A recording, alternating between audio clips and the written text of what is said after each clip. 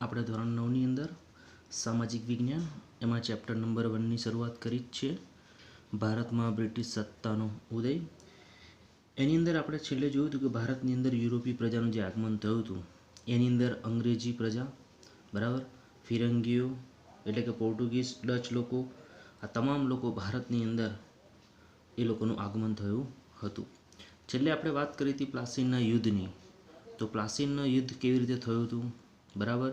ત્યાંનો રાજા જે હતો બંગાળમાં, જે સિરાજ ઉદલ એનું શાસન હતું. મીર જાફર અને શેઠ અમીરચંદના કાવતરાના કારણે, બરાબર, એ પોતાનો યુદ્ધ હારી ગયો હતો અને અડધા દિવસમાં યુદ્ધ પૂરું થઈ ગયું હતું. એટલે કે આપણે અગાઉ પ્લાસીના યુદ્ધ વિશે ચર્ચા કરી હતી. આજે આપણે વાત કરવાના છે બક્સરનું યુદ્ધ, બરાબર. બક્સરનું યુદ્ધ. અંગ્રેજોએ મિર્જાફરને બંગાળનો નવાબ બનાવી તેની પાસેથી જુદા જુદા બહાના નીચે પુષ્કળ ધન મેળવ્યું અને વધુ અધિકારો મેળવવાની લાલચમાં ઈસ્ટ ઇન્ડિયા કંપનીએ મિર્જાફરને ખસેડી મીર કાસિમને બંગાળનો નવાબ બનાવ્યો. હવે આપણે આગળ જોયું હતું કે ભાઈ પ્લાસીના યુદ્ધમાં જે રાજા હતો સિરાજ ઉદલ એ હારી ગયો. ત્યાર પછી ત્યાં આગળ મિર્જાફરને શું કર્યું, તેનો નવાબ બનાવવામાં આવ્યો. પણ અંગ્રેજોની લાલચ એટલી બધી વધતી ગઈ તો મિર્જાફરને ખસેડીને પછી શું કરવામાં આવ્યું, તો મીર કાસિમને બંગાળનો નવાબ બનાવવામાં આવ્યો હતો. એટલે ત્યારબાદ નવાબ કોણ બન્યું, તો મીર કાસિમ તેનો નવાબ બન્યો. કંપની માટે મીર કાસિમ તો મિર્જાફર કરતાં વધુ મહત્વાકાંક્ષી સાબિત થયો. વધુ મહત્વાકાંક્ષી સાબિત થવાનો મતલબ એવો થાય છે કે એ પોતે વધારે સારું કામ કરતો થયો, જે અંગ્રેજોને ગમ્યું નહીં. તેથી મીર કાસિમનો કંપનીને ડર લાગવા લાગ્યો કે આપણને અહીંથી આ ભારતમાંથી ભગાડશે, એવું કંપનીને એવું લાગવા લાગ્યું. જે અંગ્રેજ કંપની હતી, બરાબર, ઈસ્ટ ઇન્ડિયા કંપની, એને એવું લાગવા લાગ્યું. અને તેથી મીર કાસિમને ઉથલાવી ફરીથી મિર્જાફરને નવાબ બનાવ્યો.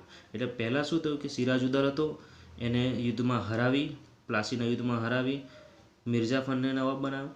મિર્જાફરને ખસેડીને મીર કાસિમને બનાવ્યો તો મીર કાસિમ મહત્વાકાંક્ષી લાગ્યો, એટલે એને ખસેડીને, મતલબ કે એને હટાવીને એની જગ્યાએ ફરીથી મિર્જાફરને નવાબ બનાવવામાં આવ્યો. મીર કાસિમ અવધના નવાબના શરણે ગયો. મીર કાસિમ કોના શરણે ગયો, તો અવધના નવાબના શરણે ગયો. આ સમયે અવધમાં મુગલ બાદશાહ શાહ આલમ આવ્યો હતો. એ સમયે કોનું શાસન ચાલતું હતું, તો શાહ આલમનું શાસન ચાલતું હતું. આથી ત્રણેય સંયુક્ત રીતે કંપનીનો સામનો કરવાનો નિર્ણય કર્યો. કોણે કોણે, તો મીર કાસિમ અને મિર્જાફર અને સાથે સાથે હતા શાહ આલમ. આ ત્રણ જણાએ ભેગા થઈને સંયુક્ત રીતે કંપનીનો સામનો કરવાનો નિર્ણય કરી કંપની સામે યુદ્ધ જાહેર કર્યું. કંપની સામે શું જાહેર કર્યું, તો યુદ્ધ જાહેર કર્યું. ત્યાર પછી શું થાય છે, તો કે બક્સર મુકામે, આ એક પ્રદેશનું નામ છે, બક્સર મુકામે સંયુક્ત સેનાની સામે ઈસ્ટ ઇન્ડિયા કંપનીએ યુદ્ધ કર્યું. કોણે યુદ્ધ કર્યું હતું, તો ઈસ્ટ ઇન્ડિયા કંપની વચ્ચે અને સંયુક્ત મુકામે, કે ત્રણ જે સેનાઓ હતી, કોની કોની હતી, મીર કાસિમ, મિર્જાફર અને શાહ આલમ, આ ત્રણે ભેગા થયા અને અંગ્રેજોની જે ઈસ્ટ ઇન્ડિયા કંપની હતી એની સામે યુદ્ધ જાહેર કર્યું. 22મી ઓક્ટોબર 1764ના રોજ આ યુદ્ધ થયું હતું. આ યુદ્ધ ક્યારે થયું હતું, તો 22મી ઓક્ટોબર 1764ના રોજ આ યુદ્ધ થયું હતું. જેમાં શું થયું, તો જેની અંદર સંયુક્ત સેનાનો પરાજય થયો. કોનો પરાજય થયો, તો સંયુક્ત સેના, જે ત્રણ સેનાઓ હતી, કોની કોની, મીર કાસિમ, મિર્જાફર અને શાહ આલમની જે સેના હતી એનો પરાજય થાય છે અને થતાં કંપનીએ બંગાળ, બિહાર અને ઓરિસ્સાની દીવાની સત્તા મેળવી. હવે સંયુક્ત સેના હારી ગઈ, એના કારણે શું થયું, તો એના કારણે બંગાળ, બિહાર અને ઓરિસ્સા એની જે દીવાની જે સત્તાઓ કહેવાય, બરાબર, એ બધી સત્તાઓ કોને મળી ગઈ, તો કંપનીને મળી ગઈ. હવે આગળ શું થાય છે તમે જુઓ, તો કે ભાઈ કંપની શાસનનો વિકાસ થયો. શાનો વિકાસ થયો, કંપની શાસનનો વિકાસ. હવે ઈસ્ટ ઇન્ડિયા જે કંપની હતી એનો વિકાસ કેવી રીતે થાય છે એ તમને બતાવવામાં આવ્યું છે. તો કે ભાઈ અંગ્રેજ સરકારે નિયામક ધારો પસાર કર્યો. એણે એક ધારો, બરાબર, એક કાયદો પસાર કર્યો. કઈ સાલમાં કર્યો હતો, તો ઈસવીસન 1773ની અંદર. જે કાયદા પ્રમાણે બંગાળના ગવર્નરને શું કહે છે, બંગાળના ગવર્નરને ગવર્નર જનરલ બનાવી કંપનીના વ્યાપારી અને રાજકીય હિતો તથા પ્રવૃત્તિઓને તેના સીધા અંકુશ નીચે મૂક્યા અને તેના નીચે મુંબઈ મદ્રાસના ગવર્નર્સ અને તેની કાઉન્સિલને મૂકવામાં આવી હતી. એટલે શું કર્યું આ કાયદાની અંદર? તો કે આ કાયદાની પ્રમાણે બંગાળના જે ગવર્નર હતા એને ગવર્નર જનરલ બનાવી દેવામાં આવ્યા. શું બનાવ્યું હતું? જે ગવર્નર હતા એને ગવર્નર જનરલ બનાવી દીધા અને કંપનીનો વ્યાપાર વધે એના માટે રાજકીય હિતો, કોનો રાજકીય હિતો? અંગ્રેજોનું હિત થાય અને પ્રવૃત્તિ શું કહે છે? તથા પ્રવૃત્તિને તેના સીધા અંકુશ નીચે લાવી દીધી. એટલે કે જે કંઈ એ પ્રદેશની પ્રવૃત્તિ હતી એ બધી જ પ્રવૃત્તિની પરમિશન હવે કોની જોડે લેવી પડતી હતી? તો કંપની જોડે, એટલે કે ગવર્નર જનરલ પાસે લેવી પડતી હતી અને જેનું સંચાલન કંપની જ કરતી હતી. મુંબઈ મદ્રાસના ગવર્નર અને તેની કાઉન્સિલને મૂકવામાં આવી. ત્યાં આગળ કોને મૂકી દીધું? તો મુંબઈ મદ્રાસના જે ગવર્નર હતા અને તેની કાઉન્સિલ એક તૈયાર કરવામાં આવી એને એ પ્રદેશમાં મૂકી દેવામાં આવી. આ રીતે વોરન હેસ્ટિંગના ભારતનો પ્રથમ ગવર્નર જનરલ બન્યો. બરાબર છે, યાદ રાખીશું, આપણે અંડરલાઇન કરીશું કે વોરન હેસ્ટિંગ ભારતનો પ્રથમ ગવર્નર જનરલ બન્યો હતો. તો ભારતનો પ્રથમ ગવર્નર જનરલ કોણ હતા? તો ભારતના પ્રથમ ગવર્નર જનરલ વોરન હેસ્ટિંગ હતા. તો અહીંયા આગળ એમનો સરસ ફોટો બતાવવામાં આવેલો છે, તમે જોઈ શકો છો ગવર્નર જનરલ વોરન હેસ્ટિંગ. બરાબર છે, તમે જોઈ શકો છો આપણી સ્ક્રીન ઉપર. આગળ કહે છે તેના સમયમાં મરાઠાઓ સાથે, એ સમય શું થતું? તો પ્રથમ મરાઠાઓ સાથે, મરાઠાનું અહીં આગળ ટીપુ સુલતાન તમને દર્શાવવામાં આવે છે બાજુમાં, તમે જોઈ શકો છો. તો પ્રથમ મરાઠા વિગ્રહ થયો અને મૈસૂરના હૈદર અલી સાથે દ્વિતીય મૈસૂર વિગ્રહ થયો. વિગ્રહ એટલે યુદ્ધ કરવું, બરાબર, વિરોધ થવો. આ બંને સત્તાઓનો એક સાથે સામનો કરતા ઈસ્ટ ઇન્ડિયા કંપની મુશ્કેલીઓ વધી ગઈ. એટલે પ્રથમ મરાઠા જે હતા એ મરાઠા અને હૈદર અલી, એની સામે અંગ્રેજ કંપનીને મતલબ કે ઈસ્ટ ઇન્ડિયા કંપનીને મુશ્કેલીઓ વધી ગઈ. ઈસ્ટ ઇન્ડિયા કંપનીની એ બંનેની સામે શું થઈ? મુશ્કેલીઓ વધતી ગઈ.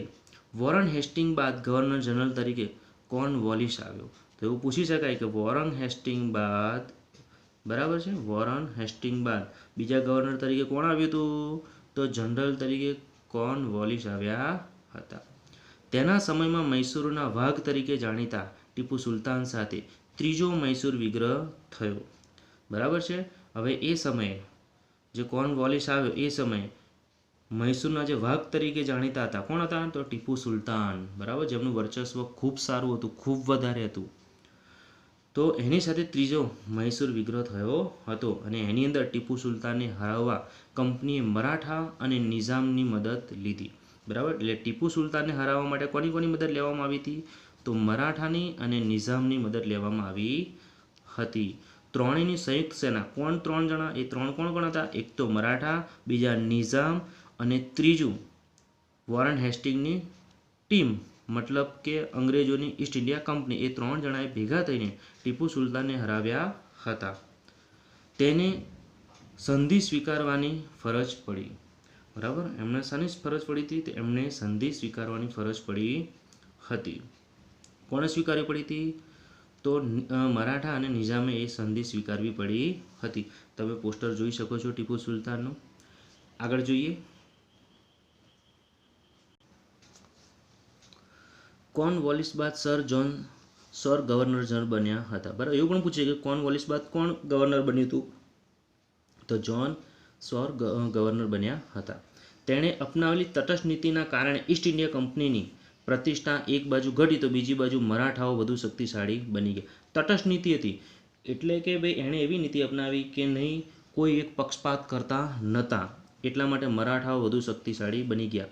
આથી જોન સર પાછી આવેલા ગવર્નર જનરલ વેલેસ્લીને માથે કંપનીએ ભારતમાં સર્વોપરી બનાવવાની જવાબદારી આપી.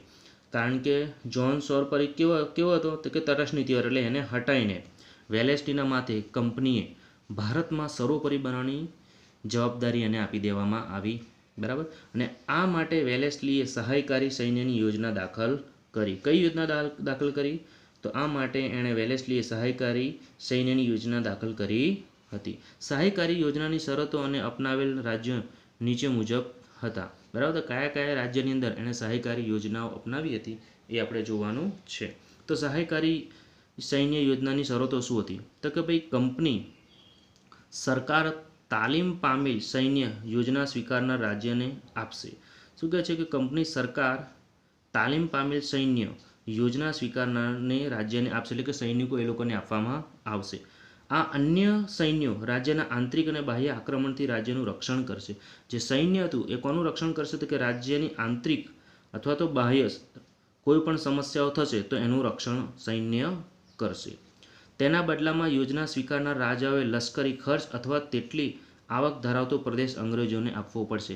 એટલે સહાયકારી યોજનામાં સહાય કરવાની વાત કરી કે અમે તમને રક્ષણ આપીશું ને એની સામે તમારે અમને લશ્કર માટેનો ખર્ચ આપવાનો છે અથવા તો એટલી જે પ્રદેશમાં જેટલી આવક થાય એ પ્રદેશની આવક અમને આપવાની થશે. એવી સહાયકારી યોજના શરૂ કરી હતી. કંપની પરવાનગી વિના રાજ્ય અને રાજ્ય સાથે યુદ્ધ કે સંધિ નહીં કરી શકે. એટલે કોઈ પણ રાજ્ય બીજા રાજ્ય સાથે જો યુદ્ધ કરવું હોય તો એની પરમિશન તમારે અંગ્રેજ કંપની સાથે લેવી પડશે. એટલે કે ઈસ્ટ ઇન્ડિયા કંપની સાથે પરમિશન લેવાની છે. એટલે કે પરવાનગી લીધા વિના યુદ્ધ જાહેર કરી શકાશે નહીં, કે ભાઈ તમે સંધિ પણ નહીં કરી શકો, બીજા કોઈ રાજ્ય સાથે મિત્રતા પણ તમે કરી શકશો નહીં. પછી કહે છે રાજ્યના દરબારમાં એક જ અંગ્રેજી પ્રતિનિધિ રાખો. શું કહે છે?